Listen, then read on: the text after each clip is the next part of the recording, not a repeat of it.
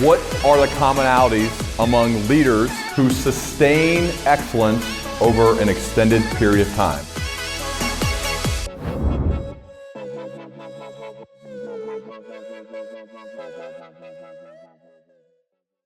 All right, here we go, Steve. It's so great to have you on the Learning Leader Show. Welcome, man. Well, it's great to be here. Thank you. And I'm humbled. I've had the opportunity to listen to your past guests, and it was like, okay, I'm not sure where I fit in here. We'll have some fun. Well, I love some of the pre-recording chat, and you're showing me your leadership Bible with clippings that go back decades, which blows my mind. And so I'm going to start at a place that is so important to me, and that is sustaining excellence. And when you leaf through that Bible, these clippings that you've put together over the years, and you're obviously you're a current operator as well. You're doing this, and we're going to get to that. What have you found to be some of the commonalities among leaders who have sustained excellence over an extended period of time? Well, I mean, we both have a great enjoyment of Patrick Lencioni and his 3 words of humble, hungry, and smart. So those are things. And first, let me say it's just a pleasure to be here. Your book, congratulations on it. And I hope that in our conversation today, what we get is some fun, because that's what it's about in this, is because sustainability in leadership, you do have to get joy. There has to be joy at the heart of that.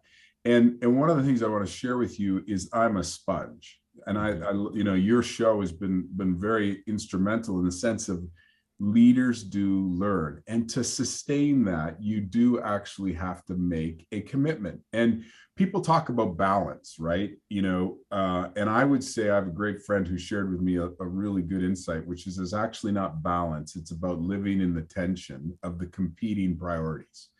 So I think sustained leadership requires one to understand where are those tension moments, and when I recognize it, how do I come back?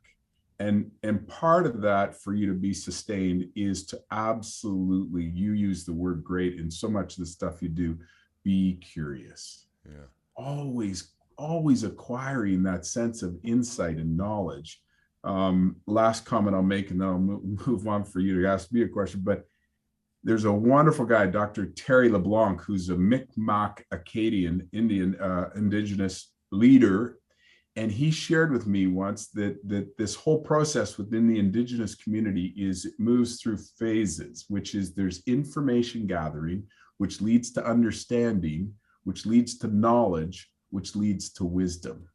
And what I would say to you is sustained leadership, guys who truly have been excellent, that I've followed and that I really enjoy, seem to understand the importance of those 4 phases and actually know how to wait to ensure that that information turns to understanding, and that understanding turns to knowledge, and then to wisdom. Because so much of us, we're getting so much information overload, we jump and we think, oh, I heard this, I'm really wise now. And it isn't actually the way it works. And so I think sustained leaders have an ability to listen, to be curious, and really have an ability to understand how that information leads to those various phases. So I'm sorry, but that's kind of where I'm at. I sense such a high level of joy in you, Steve, which is really cool. And from the instant we connected, I sense that, and that's part of the joy of work, the working genius, some of what we talked about, Patrick Lencioni's stuff, and I know you've worked with his team. Where does this joy come from? Like I feel a deep sense of gratitude from you as well. Where does this stem from? It stems from the journey of tension. And what I mean by that is we all, we have all been through highs and lows in our life. And I have been through those lows. I am fortunate, and everybody has a different place. I have a faith. And so my faith has shaped a lot of what I've done. My parents have shaped a lot of what I've been. That their example all over their life. My dad had polio, so he walked around with 2 canes, never knew him any different. But I've never known a man who was he was deeply committed to his faith, but he also totally understood the concept of being grateful. And so I've had my journeys where one could put your hand up and say, woe is me. but that doesn't actually get you anywhere. Getting somewhere from point A to point B has to be based in that sense of joy and gratitude. And it's not always easy. You live in that tension, but you try and reinforce it every day. So when it comes to business, and we're going to get into your businesses, I pulled a quote from a friend of mine who's been on this podcast before and will be on again. His name is Brent Beshore. And since you're an actual operator within multiple businesses, I want to surface this quote and then get your take because you're actually doing it right now, okay? He said, all businesses are loosely functioning disasters, and some are profitable despite it. When you think about that and the challenges and the chaos that comes with running an actual business and actually creating profit and making it a place where others want to do great work and create joy not only for yourself and your family, but for those who work at your companies. How do you view business from the starting of them as then you go through to get to the point where you are with some of yours right now? Well, it's a great question. It's pretty heavily loaded. The word chaos starts with the letter C. Just this week, I shared with our team here the 6 C's that I'm trying to think through. There's about 10, but 6 have been on my mind. Our business in this midst of chaos, because it's been chaos for 2 years, right? Unbelievable highs, unbelievable lows, uncertainty. But in the midst of that chaos, what we're always trying to seek is clarity. Okay, if we can gain clarity, it may not even be perfect. Eddie Oben said, the key, I think it was a great TED Talk, where the pace of change is faster than the pace of learning. And we've gone a step further, which says change is happening before you can adopt to the first change. So for us, it's about gaining clarity. And then everyone in our organization has to use their competency. And they take their competencies that they have and they try and have a sense of confidence. And so go through those 3 words for a moment. Clarity with competency and confidence allows you to do what has already been known as the 3 choices, to make a personal choice, to take a chance in order that change can occur. Wow. And so what I would say to you in the midst of the chaos that your guest has talked about, which we are all in, my simple message to my staff is seek clarity. And if you don't have it, let's talk about it. Let's find it. And sometimes that clarity, it doesn't happen very easily. And he talks about it. And all of us are in chaos. I don't agree with him, because I think there's on the comment about, and some of them are lucky enough to be profitable. Yeah. I think that one of the things that we've lost in business today is the concept of stewardship.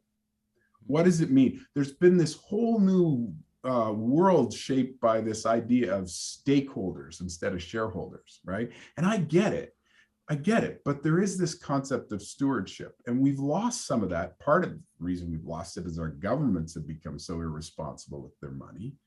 But I think you do have that sense of stewardship, and that stewardship does require you to actually make money. And so in the midst of that chaos, you have to plan accordingly. Lots of startups that you and I have been exposed to, wherever they be in tech companies, that it's not about, oh, we got this great IP, And I always ask them the question, yeah, but how are you going to execute on it? Because ultimately you have to. So I would say to you, I'm all about his quote, all about his comments, except for that last piece. I think that leaders do have a responsibility to seek that return, because that's the only way where they can tell their employees that they can provide them with a sustainable long-term work environment. Right. I want to focus on one of your businesses right now because it's important to me, given the stage of age of the children in my house. Springfree Trampoline, because I used to have this long rectangular, very dangerous trampoline with these springs that I've personally come down on, and it hurts, and every once in a while I'm driving around and I see, I'm like, what is that? What is that different looking trampoline? It like the springs are on the outside or the bottom, or it looks different. There's a beautiful net. There's a basketball hoop. It's huge. God, we need to get one of those. And so it was just amazing that I get connected with you, and you happen to be the guy who runs that company of the trampoline that my wife and I have said we have got to get that for safety reasons first and foremost. And so I love to go back to the beginning of how you got essentially partnered up with the inventor of this new trampoline, because I think it's an amazing story. Can you take us back to that moment, the person, and your conversations and dialogue as you were getting it started? Yeah, we both know the best part of business is people. The worst part of business is people. And I've had both sides of those, but the greatest joy I've had is the opportunity I got to meet in 2002 with Dr. Keith Alexander. So I was a young guy, doing entrepreneurial things, and I had been doing some stuff in New Zealand previously, and I got introduced to Dr. Alexander, and it was the very first time I met him. In fairness, there wasn't Zoom, or I don't think there was no Skype or FaceTime, so it was a good old telephone call, and I remember having the conversation. I could tell the nervousness on the end of his voice, etc. But what I heard was a guy who said to me, it's my job as an engineer to try and make the world better, to do things to make change that improves the world. And in the midst of it, I heard a story where he shared with me that he actually wasn't allowed to buy a trampoline for his kids because his wife said they're too dangerous. And the joke, of course, that I figured out is that he had exposed his kids to more danger than anybody had ever exposed their kids to, because for 11 years, he tried to figure out, how do I make a safe trampoline? And some of the original contraptions were probably not safe. And so I got an opportunity to meet him, and then I flew over to New Zealand to meet him face to face. And I said to him, like, what is it you're trying to do here? And he said, I just want to make a safer trampoline because they're really bad. And in our research, I said to him, I got to figure out whether anybody actually cares. And so, we had the joy of doing some research internally, and we found out there was only one retailer in the world who said trampolines are dangerous, so dangerous, I won't sell them. And that was a guy named Jim Senegal from Costco. And I went, okay, if somebody says they're dangerous and won't sell them, then safety can sell. And so I had the joy of meeting Keith, and he and I then for the next, and he's, we've just celebrated 20 years together. And so we've had a lot of fun in that journey. We've made huge improvements. So as much as you're focused on safety, my team is focused on quality and longevity and safety. We want everybody who buys our product to know that it's going to stay in their backyard with the same highest quality, the same safety throughout the entire life of their kids' experience. So, and by the way, I assumed you just had random independent contractors who come in your backyard and set these things up. I was out of town when ours got set up. We have one now, Springfree Trampoline. And I got the credit for getting this in the house. My wife gave me all the credit. And so now I am briefly a hero because of how cool it is. They had sleepovers with friends on the trampoline, by the way, which is awesome. But anyway, I wanted to hit on this fact because I'm curious to hear, because I think this is important, like the end-to-end feelings, the experience. And I think all leaders can think about the experience that others have when working with your company. That doesn't matter what you're, B2B, B2C, doesn't matter. So my wife told me they were two of the kindest, nicest people who offered to help with many different things outside of, and they set the trampoline up in like an hour and a half or less, and were as accommodating. They wore a uniform that said Springfree Trampoline on it. So I wasn't sure of this setup of how you're able to not only have a product of integrity and safety and so much joy and fun, but even the people who set the thing up seem to embody the values and the integrity that I know is so important to you. Can you tell me how you think about all of that? Well, once again, I'm not a guy who has a lot of original thought.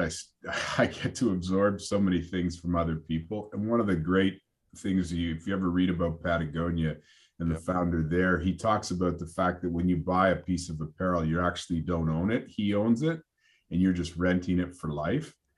So one of the things that we try and embody is that when we go into somebody's yard and we put that trampoline there, we own it. We own, if that isn't perfect, if we don't make it, we own it right up until that experience. And we own it for a period of time in the sense of giving them the same experiences they otherwise would get. We like to think of ourselves as the Patagonia of trampolines. You're just renting it for a lifetime, Ryan. And when your kids are moved on, you're going to call me and say, "Hey, I'm going to give it away to somebody, and but I probably need just a little bit of service or help. We're going to be there." Wow. And so one of the things we try and get, I mean, people is a hard piece of this puzzle. You know that. We're all struggling with retention in this world today. Yeah. But one of the things we like to try and ask all of our staff is treat our customers the way you want to be treated. It's a great principle, and it's a simple one. And when they walk into a backyard, they go, "How would I want to be treated?" Wow. But I think a lot of people say that. Most people or everybody would say that, but then to actually have it happen on the back end when you're thousands of miles away from where this is being set up, you don't know these guys, I would imagine. How does it get from the top of the leader of the company down to the actual in the streets, in the front line workers? How does that message get there and stay there consistently so that it keeps happening over and over? Well, I think a little bit about that goes back to what we talked about a few minutes ago, that sense of joy of work. We want people to actually come to work every day to be able to answer 3 questions in their own mind. And if they can answer those things so go back to my words of clarity, competency, and confidence or motivation. In the clarity piece, we think that every employee should be able to answer 3 simple questions. What's my job? If I do it well, what's the impact that I can have on the company's performance and success? And if I do those 2 things well, how do I get compensated? So you've had Dan Pink on your show, phenomenal guy. He said, people aren't driven by money at a certain level, various things. That's, mastery, autonomy, purpose. What I would say to you is, in the midst of it, he did say in his book, as long as you take money out of the equation. So we always want people to understand what their value is and how they're valued. We want to understand that they know their job and they know the impact that has on the company. And we try and make sure they have that. And if you do and you hire well, then you see some of that joy in work come out because they get it. Okay, this is my job. This is how it impacts the company. If I do it well, this is how I get paid. And if I don't want to do those things well, boy, this isn't going to work for very long. So one of the jobs of a senior leader like you is you're hiring other leaders. I'm curious, what are some of the must-have qualities for a leader that you're going to hire onto your team? Well, I mean, we've said it already: humble, hungry, and smart. I mean, those are great words. Once again, they're words, and you got to put words into action. So on some fronts, I want to say to you, one of the books that most impacted me early on in my career, I shouldn't say that, recently, was the book called Quiet: How to Get the Most Out of Your Introverts. Susan Cain's, Yeah, phenomenal book. And what I would say to you is, often we lose sight of that word leader and we assume it's an A-type personality. I have some phenomenal people who I deem to be leaders, and they would say, "No, I'm not a leader. I'm a follower. I'm just quietly impacting and doing my job. I'm not really a leader." And I would say, yeah, but they've got all of the characteristics of leadership, but maybe not the external ones that you and I often look for. So one of the things is, we want to create an environment where people desire to learn. They want to learn. They want to continue to be on that sense of learning. And in the process, sometimes they're followers. So I'll give you a great example. I have a young man who works for me named Norm O'Hara. When when Norm came to work for me, the first thing he said is, look, I don't want people working for me. I want to work amongst them. I want to gain their respect. Is it okay if I work amongst them, work with them, work amongst them? Not that they work for me. He said, Norm, whatever you need to do, you have my full support. He built a loyal following that was just incredible. Why? Because while he worked amongst them and got that sense of mutual respect, he also had the opportunity to learn from them and to give to them. Mm-hmm. His life is about giving. And so I would say to you, that's one of the things that I think we see in our organization by people who I call leaders, who they would say to you, no, I'm not a leader. I'm just part of the team, is that they have that continuous desire to learn, and they continue to work amongst their peers, not so that they work over them. You call yourself a student of business. And so we talked about one of your businesses, Springfree Trampoline, one that I'm a giant fan of. But you do other things. You have other businesses you're a part of. Can you share more about, because it feels like, wow, isn't this one thing enough? Well, there's other things that you're doing, and it feels like part of what brings you joy is pouring into others and helping them. So what does your whole portfolio look like, and how do you manage your time amongst all of them? Well, you're going to have to stop recording, because if I answer that second question, my wife's going to call me a liar. Okay. Oh, boy. No, well, I have a phenomenal team in every aspect. One of the things that impacted me early on was the book, because you go back to your friend who's talked about businesses in chaos. Yeah. If you're in chaos, you always have to look about what are the alternatives to chaos, right? And there's that book by Jeffrey Moore, which started with Crossing the Chasm. And that taught me all about that big gap between innovators and early adopters, and the gap between early adopters and early majority. And so the cycle of business is way harder today than it was before. I mean, it's really way harder. And so now you've got this book that you've got insights by what's the guy's name? Chris Zook. Yeah. The book Beyond Your Core. And so our businesses that we've developed all came out of a core of Springfree or others where we said, there's an opportunity here. Should we create a new business? Is this a new product? Is this a new idea? Is this a new adjacency that we should be considering? So I'll give you a great example. Imagine a trampoline in the American marketplace. 20 years ago, I couldn't get insurance. You know, and I know that you can't sell anything in America unless you got insurance, right? It was almost impossible to get insurance. And so I started to ask myself, well, what does it mean to be self-insured? What does it mean to be self-insured? And everybody went, boy, you can never afford to do that. So we started a journey. And over that time, we ended up creating a portfolio where we ended up having an insurance company that came out of that. And insurance, reinsurance, if you want to call it that. And so all of a sudden we were in the insurance game. Why? Because we were forced to. Why? Because we were in chaos. Somebody was giving us a premium price which didn't reflect the risk.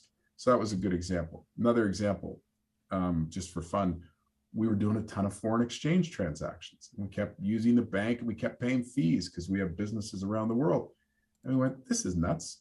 Foreign exchange doesn't seem that hard. Why don't we get in the foreign exchange business? So we did. So all of those came out of the Chris Zook kind of concept, which is where can you vertically integrate? 99% of my colleagues, friends, competitors use China as an outsource. Well, we manufacture our components, key components in New Zealand still, and we ship them into China, where we have a very dedicated team, and we own our own factory. Why do we own our own factory? Because those employees are equally valued as any other employees. They're part of our global team, and we're dedicated to them. We're not going to say we need you tomorrow, but we don't need you the next day. So all of those businesses have kind of come out of opportunities that have been from the core business, and that's how it's derived. And how do I allocate my time? I hire as many good people as I possibly can, and my job is to encourage and to give of my time where people ask. So I don't walk in the office every day and say, I'm going to win 10% on this company and 5% here and 5% here. Everyone knows my extension, 1137. They know my email. They know my cell phone number. They know my door. And pre-COVID, I used to try and be in every market every 6 to 8 to 10 weeks. Wow. So can you take me back to the beginning of that? Because it's almost intimidating to hear now, almost 400 employees, and you've been doing it for decades. What was it like at the beginning? You mentioned it at one point that it's harder now than it was then, but at the very beginning of trying to build something, that's the toughest part. It's really hard to build from scratch. So what was like an inflection point or two at the beginning that kind of helped create momentum for you to grow? Well, the willingness to take a chance. Mm-hmm. So you say the startup would be harder. Some people use the term entrepreneur. Truth be known, Ryan, I'm a starter. I really love to start things. I get my greatest joy through the concept in Patrick's Lencioni's Working Genius, the sense of wonder and invention. That's where I get my joy. And so I am a starter by nature. So I never viewed any of the startup as actually hard or risky. It was totally encompassing. It was, if I look back, I might go, wow, that was crazy. What are you thinking? But sometimes it's harder to keep running a sustainable business and keep people motivated and keep people retained and find new customers. That's hard work. Yeah. Starting sometimes is just, heck, but above all, do it. And so in that do it phase, I had a whole sense of different risk profile than many. I was taught by my dad very, very early on, no matter what you do, your mother and I will love you and love you always, period. Wow. You can fail, you can screw up, you can do whatever you do, we will still love you unconditionally. So when you have that, you kind of go, okay, now that's not so bad. So it worked. And so we work really hard. Our biggest problem was our challenge, I think, in my whole business career. I just wrote about it recently, May 13th, 2009. So 13 years ago last month, Jim Senegal, who was the CEO of Costco, we were doing phenomenal stuff with Costco. We were just blowing the doors off. We were running big numbers. We were building a new factory, just totally dedicated to them. He walked into a store in Dartmouth, Nova Scotia. He was never a big fan of trampolines. Remember, at the beginning, I told you that I started this business partially because I knew somebody said they were dangerous. And we kept making progress. And I think we made so much progress that we finally hit his radar and he went, no more. So on a single day, at a single moment in time, in a store in Dartmouth, Nova Scotia, Costco stopped selling trampolines and they've never sold them since. And we stopped in the UK, the US, Canada, Japan. We were selling Mexico. We were selling to Costco stores and online. And in one moment, it was over. One person changed their mind. One person changed their mind. What was the key learning from that? Well, the great thing is that great leaders are respectful. So here's what happened. He did change his mind, but I got an insight which said Jim Senegal sits at his desk on Saturday mornings from 9 a.m. to 12 noon Pacific time. And here's his phone number. Just don't tell him how I got you. Anyway, so I phoned him and he answered the phone, no secretary, no assistant. And I said here's my name and here's where I'm from. And I said, I respect your decision because it is your company and it's your decision. I'd just like to see if you can help me in the transition. And he was respectful. He wasn't dogmatic. He was a gentleman, quite frankly. He said, Mr. Holmes, here's why. And I'm not going to change my mind, but let's talk about your company.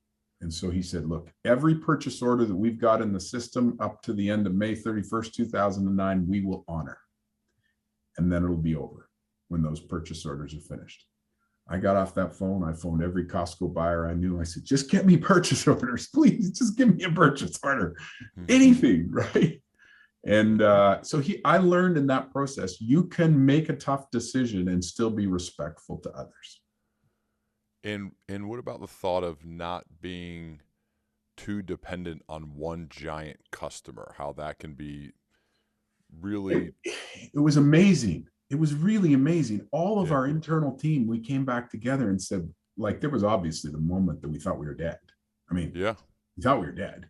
Yeah. And especially since we had just built this crazy factory, we all got together and we said, how are we going to rethink it? Because no one can compete with Costco margins. So we knew we had to increase our price points. And so it was a conscious effort by everybody around the globe to say, how do we go back and look at, I don't know if you've done much on the business model canvas, which is a book series that's been done out of Lausanne, Switzerland, and it's new. So it wasn't around when this happened to us. But every single value proposition has to get to a customer. And that value proposition has to get to a customer either through a direct relationship with the customer or through channels. And what we found out is we had no relationship with the customer, and we had one single channel, which was Costco. And so we had to rethink, how do we re-engage with direct consumers? How do we find specialty retailers?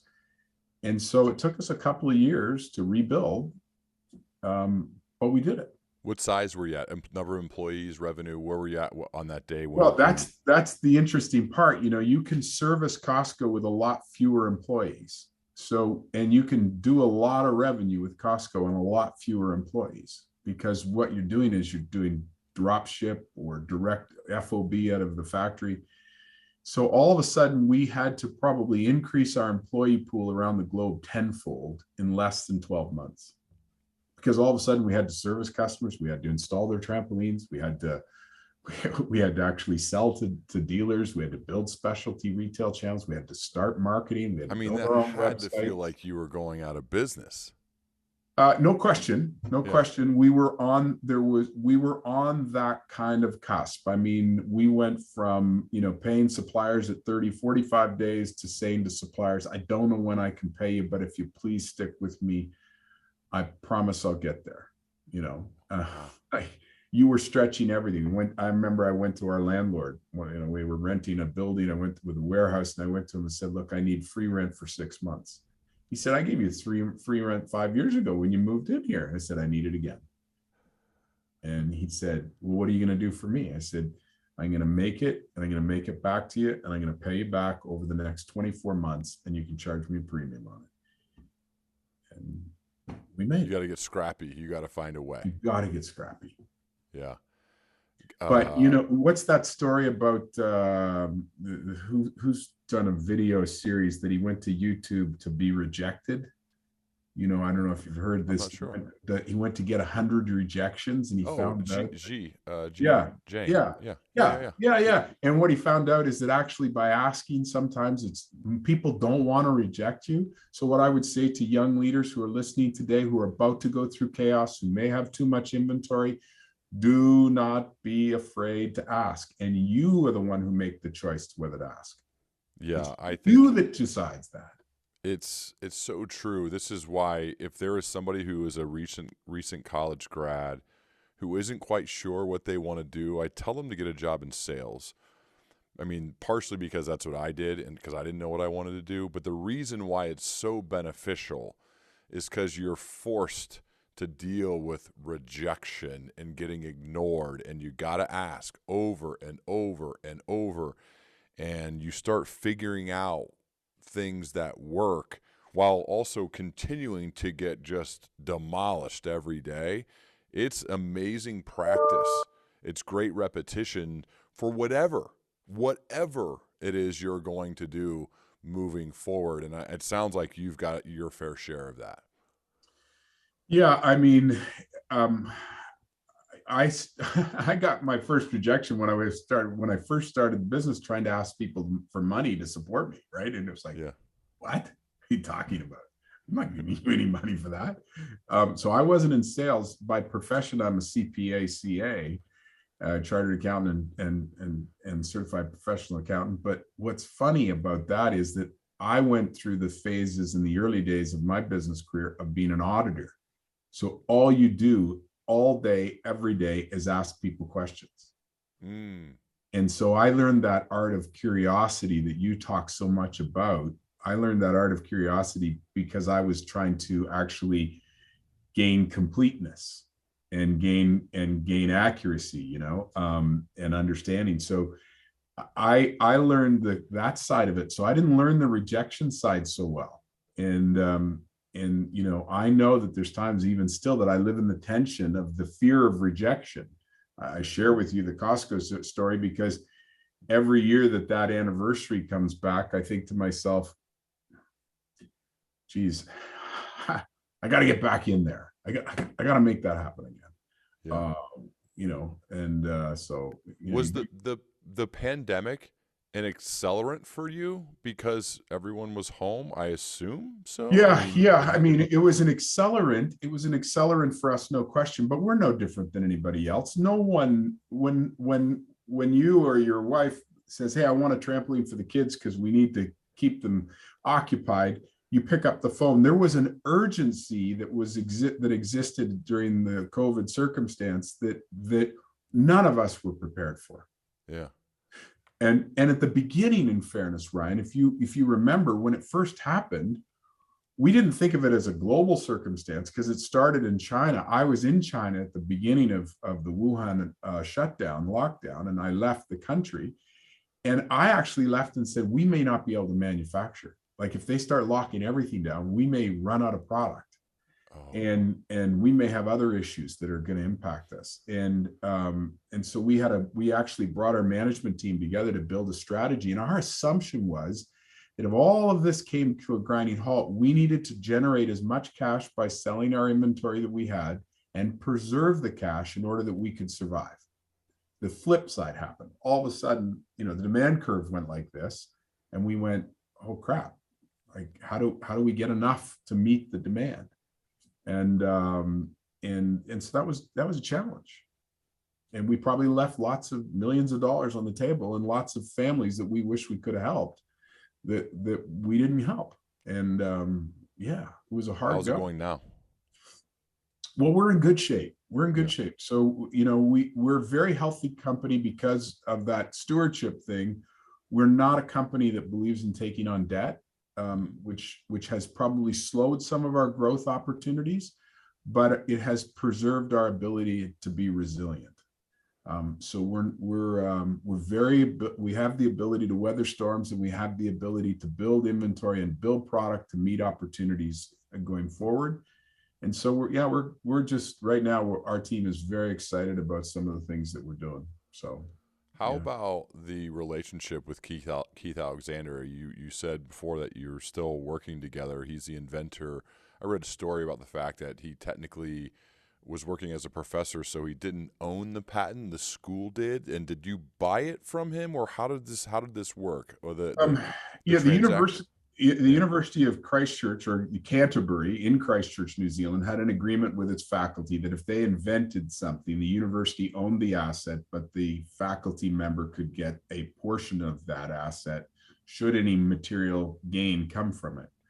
So when we bought the patent from the university, Keith received some compensation for the university, from the university's share. And I immediately went to him and said, look, I want you involved, like this, and so he and I sat down and had a conversation about risk reward.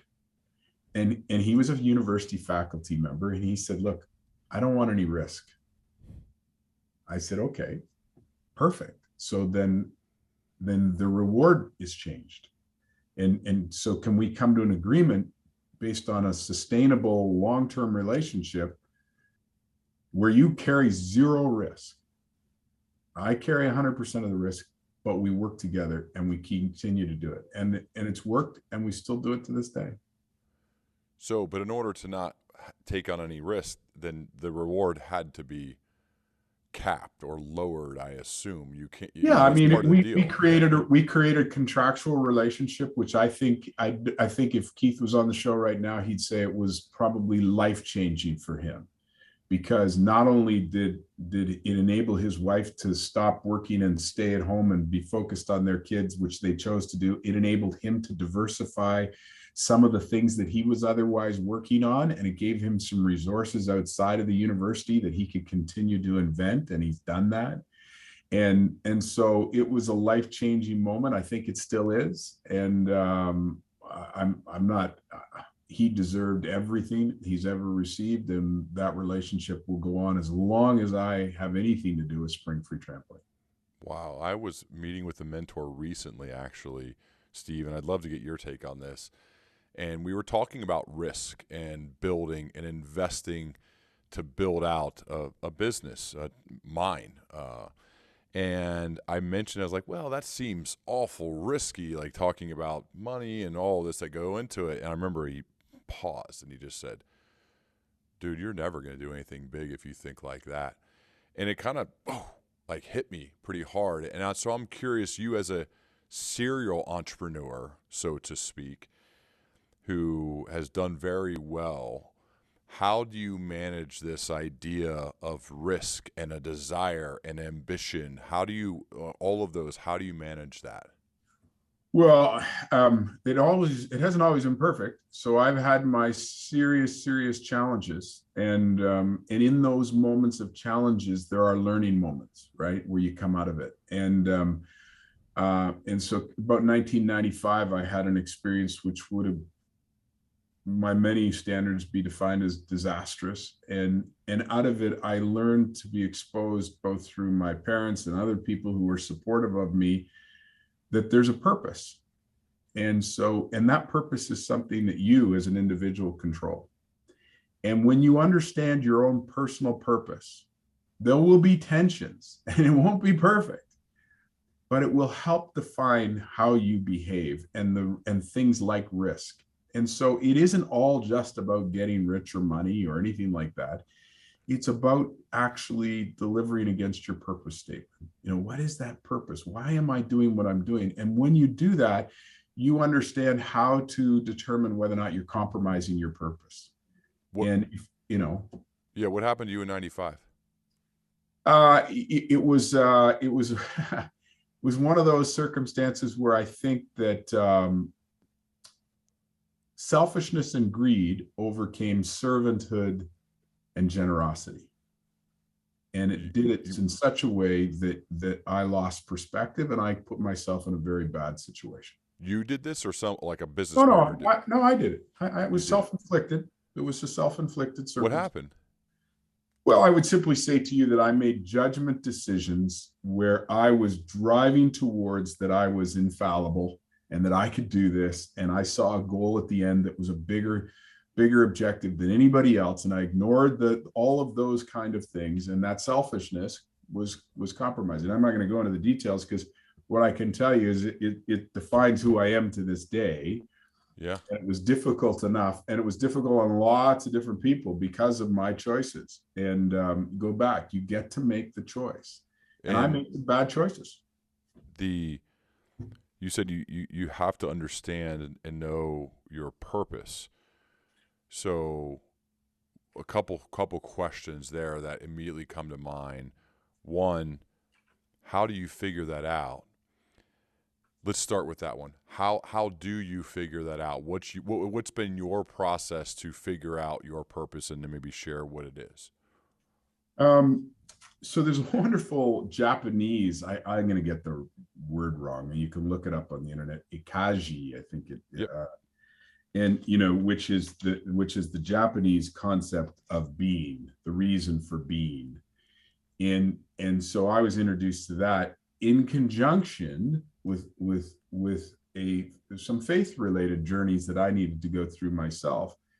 And so I started in a journey about trying to figure out, what are you good at, and what do you love, and what do you need to do financially to provide for your family, and what do you need to do that makes the world a better place. All of those things are components of that kind of reason for being. And then when you actually start to use that tool, but then add the concept of a personal faith you become challenged and you start to say, okay, it isn't all about me. Yeah. So in that journey, I determined that my personal purpose statement is that life is about giving, and that I will give intentionally and I will give generously in order that others may benefit from me, and I too from my experience with them. And I got lots of tension moments in there. I mean, when you say, life is about giving, well, there's times when you're selfish versus this idea of being generous. And so there's some tension, but that's where I've come out.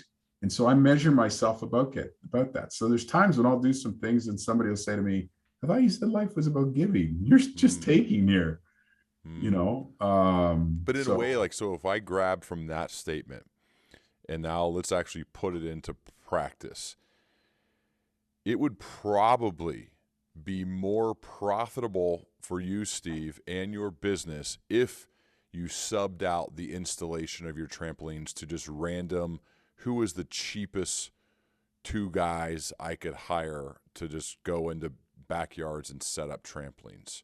It has to be way cheaper than the way that you choose to do it. That's true economically. It's not true. It's not true practically. And I'll tell you why. Our greatest piece of marketing is our customer. Yep. You will, and the interesting thing about our customer is mom and dad generally don't use our product. And so if we ask, I do, for sure. Okay, all right, good. But and it is good for the whole family, trust me. And I have a good friend who has a bad back, and everybody says you should never jump on trampolines. He says, I do it 5 minutes every day and my back's never been better. So I don't know, maybe he's building back strength. But the point being is that most parents don't jump on the trampoline. Their experience of their kids' joy is really high right after it gets installed. And then their interest kind of fades away. But they're really got great peace of mind because our product is so terrific in the backyard and it's so safe. And so they've got good peace of mind. It's got high quality, all those things. Now, remember, if we ask that parent, please advertise on our behalf, please tell the other friends about us, why would they do that? So the best thing we can do is provide the highest quality experience for them, the longest lasting products. So when people come on over into their backyard, I don't have to call Ryan to say, will you tell them about the trampoline? It happens. Yep. It happens. When did you buy that? We bought it this long ago. How, the kids use it. Yeah, they love it. It goes through cycles, but they're always on there with their friends and they're off their devices more often. And so for us, you go back, sometimes economics on a simple decision about outsourcing installation is losing perspective about what the big picture is, which is selling more trampolines. 100% agree, man. I think that's the longer term view. There are some, especially with your background, an accountant who may just look at wait a second, if I outsource it, it costs this much versus if it's in-house, it's, whoa, this much. Not thinking of the whole scope of the end-to-end feeling, the experience, then that, this is actually a marketing expense because if it's done well, it's done right, it's a great experience. They're going to tell everybody, and there's no better marketing than a genuine word-of-mouth referral. It's as good as it gets. That's how this podcast grows, quite frankly, is genuine word-of-mouth, telling a friend or two, and then it just goes from there. The same thing with what you're doing. I just love how intentional you are about the end-to-end experience for your customers. Well, one of the funny things is we had a complaint early on. Remarketing is something I don't fully understand, but we had a complaint from a customer who said, hey, I'm already a customer and you're remarketing me. And if you keep remarketing me, I'll never be a customer. I'll never tell anybody about your product. And I went to our digital group and I said, well, what's remarketing? And they said, well, it means this and this. Do we do that to our customers? Well, they might. Yeah, I guess we probably stop. Just stop. Please don't do that to our customers. Yeah. Yeah, but we wanted no, just stop. Yeah. Just stop. And so you learn these kind of things, right? Yeah.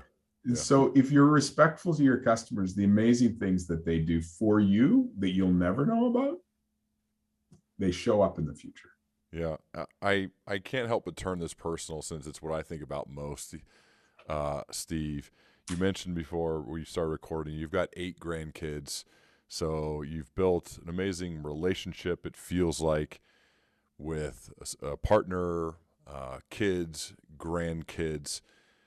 What are some, like, your overall general philosophy on relationship with your partner, with your kids, and then extension to your grandkids? That seems like it's going well. Like, you seem to have this great comfort in your own skin, and I don't feel like you could have that if you're not solid on the home front.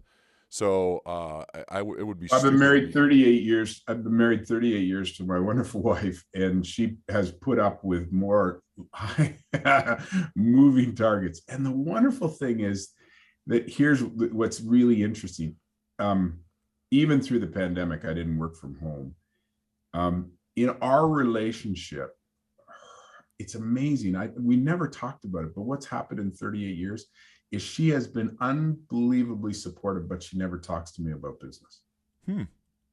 Like, so I don't, when I walk in the home, it's almost like it's, I breach it. You know, I'll walk in with a telephone in my hand or whatever the case would be, or an email going on. But the truth be known is that my wife has been able to create a place where our family unit, including now our grandkids, and my mom is still alive and so is hers, where that's sacred.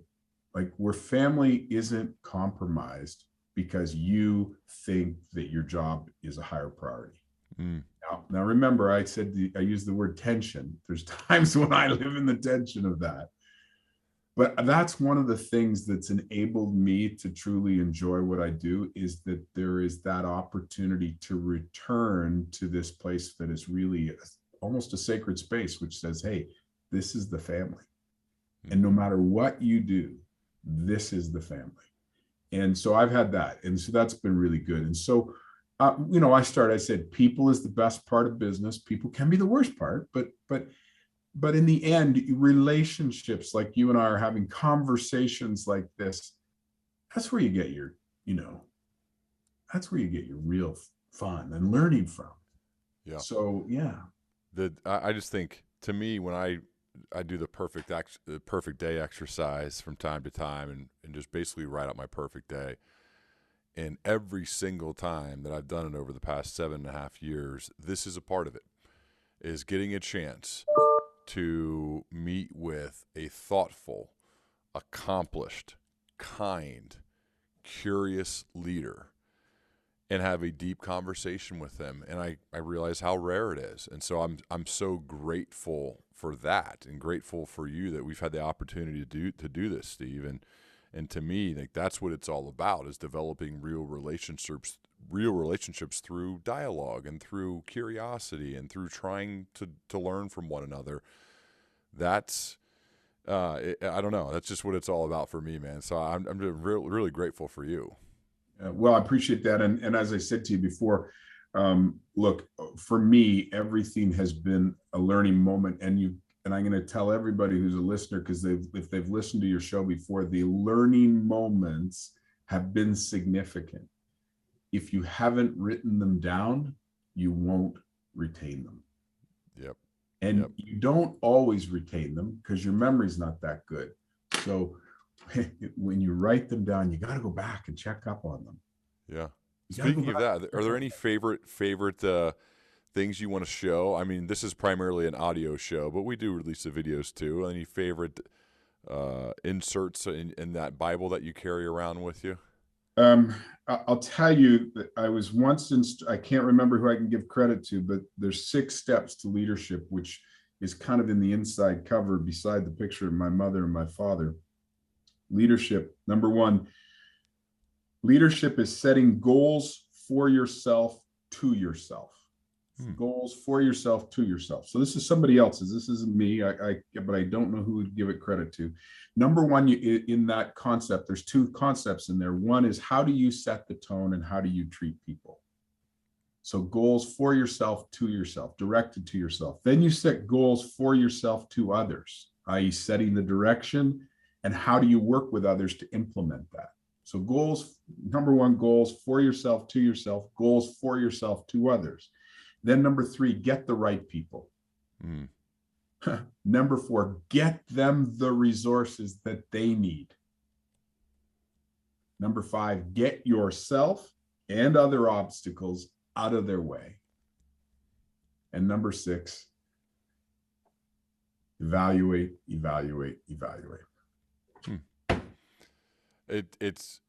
It's obvious that you embody this mindset of being a learning leader, of always being a work in progress. That's why I was so curious to talk to you, because regardless of how accomplished you are, you're still trying to get better and to learn and to realize that you're never going to have it all figured out, and that's part of the fun. So it's amazing to talk with you, Steve, and I'd certainly love to continue our dialogue as we both progress. And just one more time, I just got to say I'm grateful for your product, man. You made me the hero in my house, Well, listen, and it makes me feel a lot better, purely from they get all of the joy that they had before and more. And it's so much safer. And it's not an advertisement, but it's just genuine as I get to look out in the backyard or go on it myself. So I'm super grateful for that aspect of it too, man. and if there's anybody out there that wants to experience that sense of joy for their kids, we'd be delighted to give the opportunity to serve them. That's what I can tell you. So it's been a pleasure. Love it. It's been cool talking to your team too. Maybe we'll have to work something out. We can maybe do something moving forward for my listeners. I was just thinking of that. I should have probably checked with you before saying that. But hey, if we need to edit this out, we will. But I really no. We're open to that kind of stuff. We'd be happy to do it. It's no different. I was talking to Cody Thompson from the Table Group about the Working Genius, and Pat's coming on, I think, in a few weeks to engage with you. And I said, Cody, maybe I should give away some Working Geniuses to Ryan's leadership, listenership. So if you haven't done it yet, Ryan, I'll send it to you. If you love it, then you and I'll figure out something. You can post it, and we'll post 100 free assessments for people to get out there and try. But Pat might kill me for that. we had him on when he was launching that, and that the code we used did pretty well for Cody and Pat. We're pretty happy. So I'm grateful for that. I think we have such a loyal base of learning leaders here that trust in this message. So I'm grateful for them too. But Steve, awesome talking to you, man. Thank you so much. Like I said, enjoy your afternoon. We'll be continuing. All right, man. Thank you. Look forward to it. Bye-bye.